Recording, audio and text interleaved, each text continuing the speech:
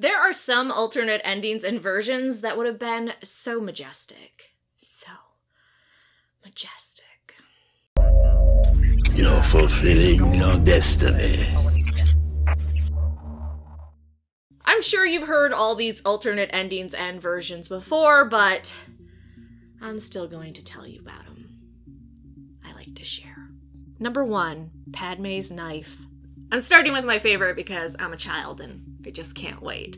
So I did a video on why Padme died and why her losing the will to live was just absolute horseshit. Well, there was an alternate ending for Revenge of the Sith that actually made a lot more sense with her character and who she was. In this alternate ending, Padme discovers her husband has been a psycho from day one, and that he has also turned to the dark side. Instead of sobbing and being completely different than her character throughout the prequels, though I do give her a break because I've heard pregnancy hormones are wicked, she decides to just stabbity death Anakin. Yeah, so you got that right. In this alternate version, she would actually go to Mustafar to kill Anakin. She would press a knife to his throat, but before she could kill him, she'd realize she loves him.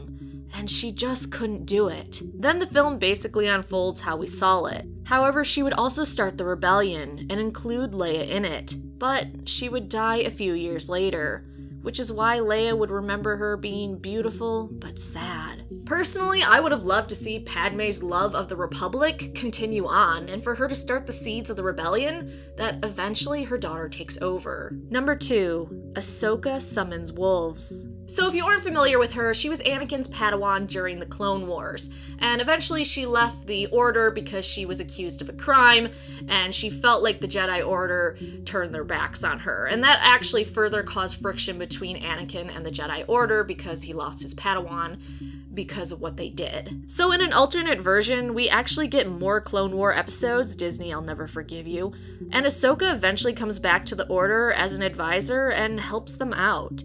She even leads the clone army. During Order 66, when the clones are triggered to kill the Jedi, they take aim at her and she summons forest wolves to kill all the clone troopers. Yeah, just clone trooper bodies everywhere. Does anyone else want to see wolves just tear apart, just shred clone troopers? Because I fucking do. Admittedly, I also like this alternate version because I'm still sad that the Clone Wars were canceled. Disney. Number 3, Padme and Obi-Wan's love triangle. This was a theory for a while, I believe, but there's actually truth to it. It was revealed that there was going to be a love triangle between Padme, Anakin, and Obi-Wan. And this triangle would be Anakin's push to the dark side. Think about this scene at the end of episode 3. You're going down a path I can't follow. Because of Obi-Wan. I love you. Liar! No! You're with him!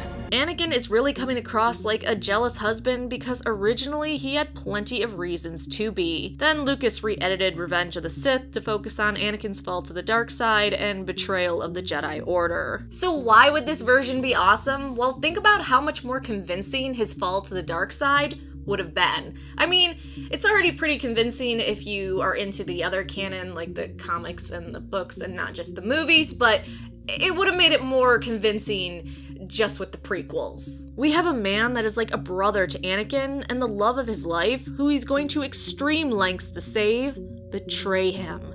That would make the duel between Anakin and Obi-Wan so much more intense, his fall so much more tragic.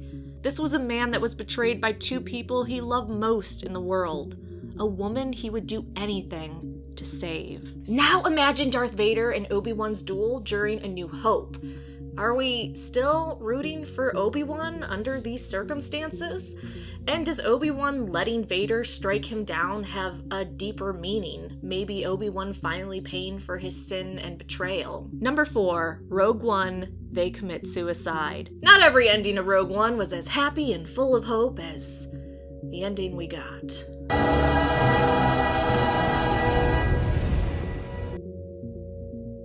In fact, in one revealed ending, Jyn and Cassian get picked up off the planet by a rebel ship with the plans, and Vader pursues them. They try to shake him with multiple jumps, but eventually they take too much damage. They try to get lost in the traffic of Coruscant, but after realizing they won't make it, they transfer the data to Leia's ship, who is leaving Coruscant on a diplomatic mission to Alderaan, who they know is secretly working for the rebellion. After transferring the plans to Leia's ship, Jyn and Cassian blow up their ship with themselves on it, so Vader can interrogate them and learn rebellion secrets. Personally, I would have loved it if I thought, yes, they got the plans, they're getting to safety, the good guys win, alright, let's start a new hope, and then we figure out they have to kill themselves in order for the rebellion to succeed.